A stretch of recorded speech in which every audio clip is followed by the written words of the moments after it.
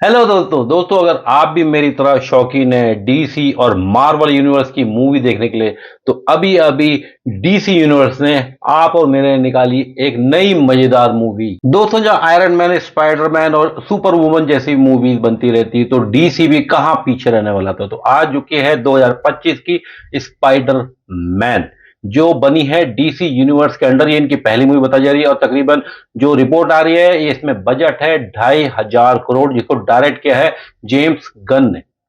Movie में Spiderman का किरदार निभा रहे हैं डेविड कॉसर्ट, जिस इनका नाम इस मूवी में है क्लार्क केंट। अगर स्पाइडरमैन का रोल हेनरी कैविल और क्रिस्टोफर रीव से अच्छा नहीं करा तो उससे 19 भी नहीं करा। डेविड कॉन्स्टेंट का सुपरमैन लुक बिल्कुल सूट कर रहा है, लंबाई चौड़ाई फिजिक, उन्होंने अपने इस रोल को बखूबी निभाया है। गर्लफ्रेंड का रोल निभा रही हैं रशेल, जो बनी है एक लॉइस लेन नामक पत्रकारों का तो यह भी मानना है कि डीसी यूनिवर्स मार्वल को टक्कर देने के लिए तैयार है। मेन विलेन का रोल निभा रहे हैं निकोलस हॉल्ट, जिनका नाम है लेक्स लूथर इस मूवी में, जो बने हैं एक टकले। अगर वो सुपरमैन है, सुपर ह्यूमन है, सुपर नेचुरल पावर है, तो लेक्स ने उसके अगेंस्ट में तैयार कहे सुपर पावरफुल एनिमी। जब एक अकेले सुपरमैन को इतनी सारी पावरफुल दुश्मनों से लड़ना पड़ेगा तो उसकी मदद के लिए भी बीच बीच में आते रहते हैं ग्रीन लैंटर्न, हॉक गर्ल और सुपर गर्ल। जितना खतरनाक और डरावना दिखने में लूथर है, उसके बनाए हुए जो कलाकार है वो भी उतने ही खतरनाक दिखने में नहीं मारपीट में तो बहुत ही ज्यादा है। सुपरमैन का साथ देने के लिए इस मूवी में एक सुपर डॉग भी है।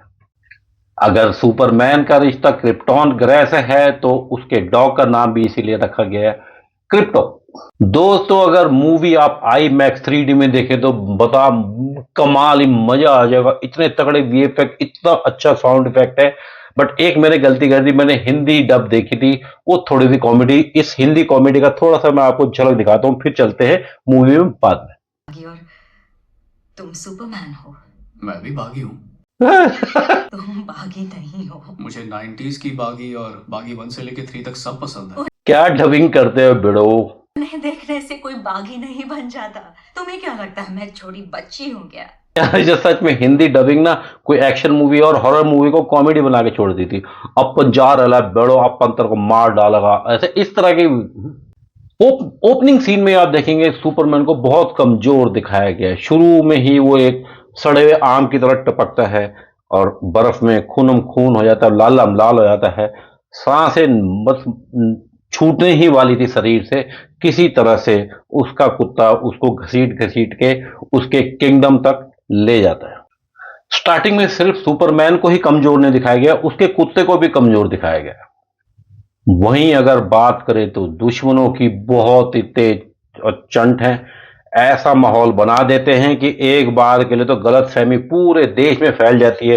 पूरी दुनिया उसको बोलती है कि तू यहां दुनिया बचाने नहीं आया सुपरमैन, तू अय्याशी करने आया है। इवन वो विलेन जाकर के पॉलिटिकल मतलब बैकग्राउंड ऐसा तैयार करता है कि एडमिनिस्ट्रेशन भी इसके अगेंस्ट हो जाए। विलेन बड़े ही दिखने में अजीबो गरीब हैं, खूंखार हैं।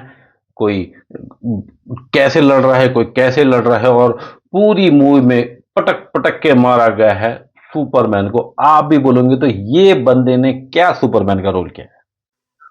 सुपरमैन सिर्फ दुनिया को बचाने का ही ठेकेदार नहीं है या अपने अमेरिकन को बचाने का ठेकेदार नहीं है, वो इसमें बहुत ही नरम दिल दिखाया गया है।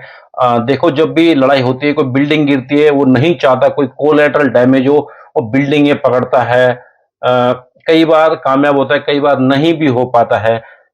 एक सीन तो ऐसे कुत्ते को बचाता है, किसी दूसरे कुत्ते को, इवन एक गिलहरी को भी बचाता है, फिर एक बुढ़िया को बचाता है। ऐसे उसको दिखाया गया है कि भले लड़ना चाहता है, मगर वो उसमें एक इंसानी दिल भी है। एंड में वो बोलता भी है कि मुझे फीलिंग है, मैं इनमें से हूं, मुझे बाहर के ग्रह का एलियन मत बोलो। मूवी में आपको एक दूसरा एंगल भी दिखेगा। एक फौज है जो किसी एक पर्टिकुलर जगह में कब्जा करना चाहती है, वहां आते हैं, फिर कौन कैसे बचाता है, क्योंकि सुपरमैन कहीं फंस जाता है, फिर उन लोगों को कौन बचाता है।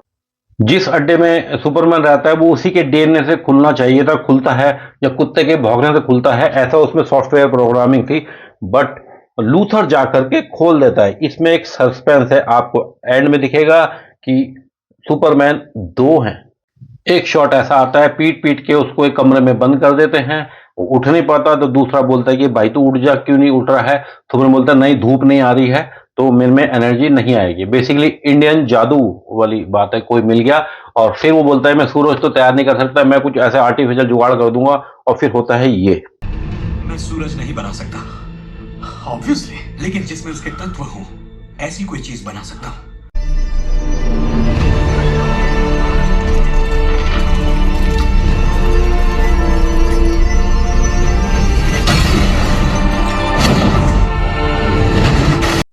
दोस्तों मूवी कुल मिला के मजेदार है, साउंड इफेक्ट, वीएफएक्स कमाल का है, मजा आ गया है।